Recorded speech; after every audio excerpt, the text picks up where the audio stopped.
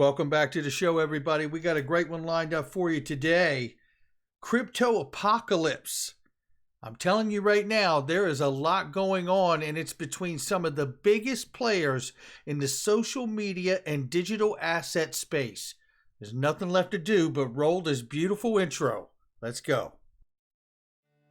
This is Digital Perspectives with Brad Kimes. Subscribe for new content notifications. Now, here's Brad Kimes. Come on in. Welcome back to the show, everybody. You can follow me on Twitter at @BackUpBradleyAbove, and everything that we're talking about here today. $2.278 trillion market cap, ladies and gentlemen. It's getting spicy out here. Yes, we close out the end of the year. We're going to get into it. Right now, Bitcoin, $48,600 plus. Ethereum, $3,900 plus. Solana, $180 and change. XRP is coming in at 97 cents this morning. We see the range of price for XRP is at 0.9393 on the bottom and $1, 1.0084 on the top side. Like I said, sitting at 97 cents strong right now. We'll keep an eye on it. Ladies and gentlemen, we are 367 days strong into the American crypto innovation under siege. That's right, the SEC versus Ripple case, 367 days strong, and that's where we start today. And as we move through this material, I really want you to stay with me, and I hope that you do, because you are going to see some incredible back and forth between some of the largest investors in the world here who are now arguing openly about what I believe has been revealed from Twitter sleuths like Digital Asset Investor, TAIG, Ripple Eye, Stephen Huber, John Deaton, Crypto Law, even myself and others, to expose what we have found to be an attempt by at least the Ethereum founders to have a monopoly in this digital asset space. We start right here. This is Jack Dorsey goes on unfollowing frenzy after Web3 beef. Mark Andreessen from Andreessen Horowitz, Brian Armstrong from Coinbase, and Tyler Winklevoss have been cut out of the Twitter founders' timeline. Let's start right here, and I'm telling you, I hope you stay with me through this. This is so big what we're witnessing right here, I believe. And it goes on to show here that the uninitiated, it sounds like a bunch of rich guys arguing over how many angels can dance on the head of a pin. But beyond Twitter drama, Block Inc. CEO Jack Dorsey's public sparring with venture capitalists over Web3 servers as a proxy for a long-running debate, not only about which cryptocurrencies are the best, but what they are good for. The contretemps highlight important questions about what truly decentralized internet would really look like and what role different stakeholders have in building it. Dorsey, a longtime Bitcoin aficionado, appears to have aligned himself with so-called maximalists, a camp highly suspicious of any rival to the original cryptocurrency and any non-monetary application of underlying technology. Both sides of the Web3 debate bemoan the current state of the internet, dominated by a handful of large platforms, not least of all Twitter, where Dorsey stepped down recently as the CEO last month. But the maximalists distrust the Web3 crowd's use of crypto tokens as a way to fund such projects. The fact that venture capitalists are big holders of these tokens to maximalists damning a classic case of meet the old boss, same as the new boss. Web3 advocates, which include but are not limited to venture capitalists, counter that a variety of approaches is needed to make good on the internet's liberating promise that tokens can align participants' interest in a network. This gets so much better. Stay with me here. The Web3 developers' reliance on venture capitalists is a perverse consequence of outdated securities laws, and that while Bitcoin was a bona fide breakthrough, its utility is limited and the purists are being short-sighted. Since his controversial tweet on December 20th declaring VCs, not users, control Web3, thus making it centralized entity with different label, Dorsey has gone on an unfollowing spree, the social network he co-founded and ran for years. You don't own Web3. The VCs and their LPs do. It will never escape their incentives. It's ultimately a centralized entity with a different label. Know what you're getting into, he says. This is a clear shot, I believe, at the Andreessen Horowitz investors, right? The founders of Ethereum. I believe all of this. We're going to go through this some more. Stay with me here. Some of the most well-known players in the crypto space, including Andreessen Horowitz, A16, their fund co-founder Mark Andreessen, Coinbase Brian Armstrong, Gemini founder Tyler Winklevoss, have been felled by Dorsey's unfollow button. Andreessen later blocked Dorsey. Proponents of Bitcoin like Dorsey have long touted the network's utility as a tool of liberation used by the people as a way to resist financial censorship, protect against hyperinflation. On that score, few, if any, in the Web3 camp would likely disagree. The ongoing debate centers around the level of decentralization and burgeoning Web3 space, which big investors have been pouring money into, and in the eyes of their critics, gaining outsized control of an exchange. Dorsey has been increasingly critical of non-Bitcoin crypto projects, which he sees going against decentralization ethos of Bitcoin, culminating in Monday night's Twitter spat. Web3 investors and supporters alike push back against Dorsey's claim that Web3 will never escape venture capitalist incentive. Former CTO of Coinbase and former partner of the A16Z fund responded to Dorsey's tweet to voice his disagreement and point of how Twitter's own corporate interests shaped a company in a way that betrayed its early slogan, the free speech wing of Free Speech Party. Shots fired, everyone. Shots fired. So as Dorsey takes shots at Web3, which I believe is Ethereum, and the reference of the money behind Ethereum, like Andreessen Horowitz and projects like that, we see the former CTO of Coinbase come out and say, hey, I was a part of that. You know what? You ain't held up your end with free speech, because we've seen a president get blocked off of Twitter, right? As an example, not that he makes it, but you know that. Web3 offers the possibility, not guarantee, of something better. All false, Dorsey replied, kicking off a fight that has lasted well into Wednesday and shows no sign of slowing down. Here's an image from the former CTO of Coinbase showing here the Web3 pipeline and the VC's belly, and then retail getting the drips and drabs. On December 21st, Dorsey retweeted an unflattering cartoon depicting the Ethereum-enabled Web3 faucet pouring into the mouth of corpulent venture capitalists, while a starving retail investor waited for droplets to fall on his tongue. In a quote tweet, pointed out Ethereum project was initially funded in 2014 by a public crowd sale. Yeah, we're well aware of that. It was the first initial coin offering that didn't register with the SEC and got a free pass from the William Hinman speech and Jay Clayton's tenure. And even to this day. So here we see later that even Dorsey tweeted more directly, the VCs are the problem. Dorsey's pot stirring, reminiscent of another big tech CEO with a finger in the crypto pie, Elon Musk, who also joined in the fray on Monday night, tweeting, has anyone seen Web3? I can't find it. Dorsey's reply was a thinly veiled reference to Andreessen Horowitz's domination of Web3. It's somewhere between A and Z, referencing the A16Z crypto fund from Andreessen Horowitz. A16Z bought $80 million worth of Twitter shares in 2011 on the secondary market. Dorsey, for his part, seems to be taking the heat in stride. When Andreessen blocked Dorsey on Twitter, Dorsey posted a screenshot and cheekily tweeted, I'm officially banned from Web3. After unfollowing a host of prominent Web3 supporters, Dorsey has gone on a following spree, adding several Bitcoin maximalists and open source software contributors. You know, stay with me through this now, because I tell you what, I think this is all going to come back. This is a show here that Jack Dorsey has been officially banned from Web3, what they talked about by Mark Andreessen from the Mark Andreessen Horowitz investment firm. And this is a tweet of recent here, just from earlier this morning.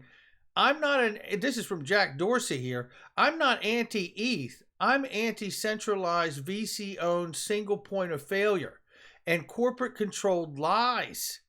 If your goal is anti-establishment, I promise you it isn't Ethereum. Don't believe or trust me. Just look at the fundamentals. Oh, more shots fired, ladies and gentlemen. I replied down here, Jack, I'm not anti-ETH either, but it is clear that there's been a unique advantage given to ETH while the rest of the crypto space has been held to a different standard. I go on to put another comment on here that says there have been different factions working to bring different protocols like Bitcoin, ETH, XRP to market.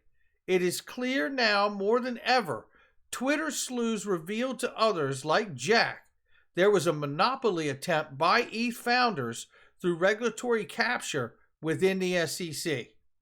All the world's a stage, says Brandon Sergrave.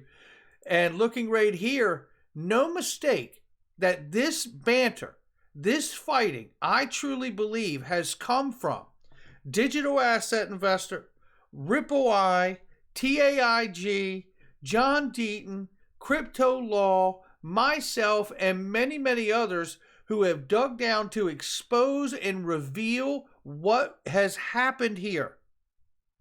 What I believe had started out with the SEC is conversations with the private sector and investors as a conversation to help frame this space out and how to introduce and deal and regulate this emerging asset class, somehow graduated itself into what it appears to be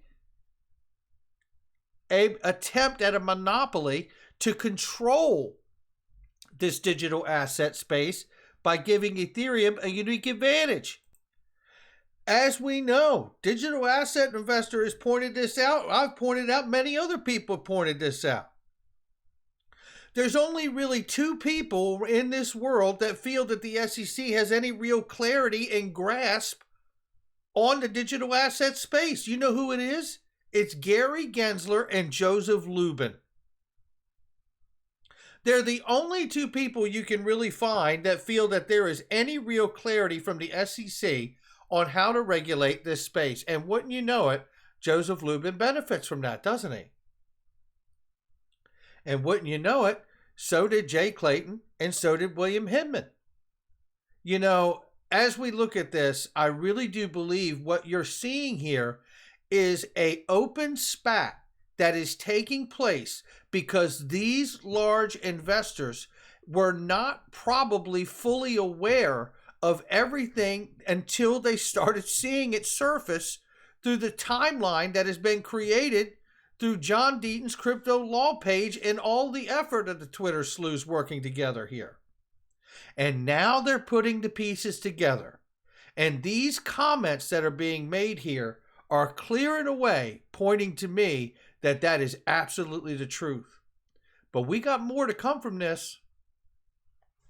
And we're calling out call to action for Joe Rogan to cover the financial story of the century. It awaits your show, my friend. And I hope that you all contact Joe Rogan so he is aware of it. Remember, this started just a little more than a year ago when Brad Garlinghouse came out and announced on December 21st, 2020, today the SEC voted to attack crypto. Chairman Jay Clayton in his final act is picking winners and trying to limit U.S. innovation in the crypto industry to Bitcoin and Ethereum. That was 1 year ago, and it is so true to this day. It's even more clear to this day that that is exactly what went on. We know crypto and blockchain technologies aren't going anywhere. Ripple has and will continue to use XRP because it is the best digital asset for payment, speed, cost, scalability, efficiency, right? And trade and so on and so on. He lays it all out here. The SEC is out of step with other G20 countries, and the rest of the U.S. government should not be able to cherry pick what innovation looks like, especially when their decision directly benefits China. Make no mistake, we are ready to fight and win. This battle is just beginning, and we have been fighting the entire time. I encourage you to know. So let's take a look at this comment here, because this comment here was from, I believe, just yesterday. 1 year ago today, the SEC filed a lawsuit against Ripple, Chris Larsen, and himself, Brad Garlinghouse, alleging that XRP, a public crypto that has been trading on the open market since 2013, should have been registered as a security. Of all the shitty things in 2020, this was certainly one to cap the year. But what I said that remains painfully true today. This is an attack on crypto in the U.S., not just Ripple. Some took the SEC's allegations at face value, thought it was a one-off, but no longer. 2021 has been a watershed year for crypto. Acceptance and awareness of the opportunity to bring billions of people into the global financial community has never been so clear. It's been incredible to see a lot less maximalism and many more builders joining the industry. Proud to say it was Ripple's strongest year ever. XRP based on demand liquidity payments account for 25% of the volume across RippleNet, and ODL transactions are up 25 times from Q3 2020 and 130% quarter over quarter. It goes on to say here, not to mention new on-demand liquidity corridors like Japan and UAE, and our CBDC solution built on a private version of the public XRP ledger, partnering with Bhutan and Palau. All of this growth came from outside the U.S. for obvious reasons. Which brings me back to the SEC as Chair Gary Gensler seeks to expand its remit. He has taken an aggressively anti-crypto approach, and companies are already moving outside the U.S. Web2 was built with many American companies, but Web3, or whatever we want to call it, ignoring its prior statements, the SEC today won't answer questions about the legal status of Ethereum, much less anything else. Is the agency actually living up to its mission of protecting investors with regulation by enforcement and what Hester Pierce calls strategic ambiguity? Calling crypto the Wild West is a farce. Most are complying with financial regulators globally. This industry shouldn't be punished for asking regulatory clarity and regulation that is consistently applied with a level playing field. Ironically enough, and a personal favorite of his, a brilliance of Joel Katz. This is what he predicted could happen almost 2 years before the SEC filed their lawsuit, says Nostradamus, hashtag Nostradamus. This is actually David Schwartz here in this clip laying out exactly what they did 2 years later. Listen. Decide how the laws apply. And that's why I think you'll see many organizations, Ripple and many others, Coin Center is another, lobbying regulators not so much to change the law, but to clarify it, like to tell us what it is that we need to do so that someone doesn't come down 2 years later and say, hey, what you were doing completely in the open and completely transparently for the last 4 years was illegal from day one, and you should have known that. And we're like, we meet with you like every week about what we're doing, and now you're telling us we should have realized 4 years ago that it was fundamentally and completely illegal? Like, that doesn't make any sense. And so we don't, it's very hard to decide. And there you have it right there. And he did call that 2 years before it actually happened. This holiday season, Brad Garlinghouse finishes the thread by saying, let's make the time to reach out to our elected officials in Congress so they understand that they need to act now. I hope that the industry gets some answers instead of another lump of coal. Absolutely. And that's why we need to contact and connect with Congress at crypto-law.us here. You can hit that button and you can connect with your congressman in your district. It will auto-populate for you so you can do that. But here's where I think the rub comes in, because it was this case put in on the last day of Jay Clayton's tenure. And what I find interesting is that this case, when it was launched on the last day, like a coward before he left office, it was truly intended to snare. It really was intended to snare Ripple and XRP. But in reality, what ended up happening? I'll tell you what ended up. And excuse me, I meant to have an image up here for you to see. So what ended up happening was this. The Ripple case with the SEC, I believe, was intended to snare Ripple, while Ethereum got the unique advantage, which has allowed billions of dollars to launch off its network. But what has happened since? I'll tell you what is going to happen. What was meant to happen was that the Ripple case become the snare for the rabbit.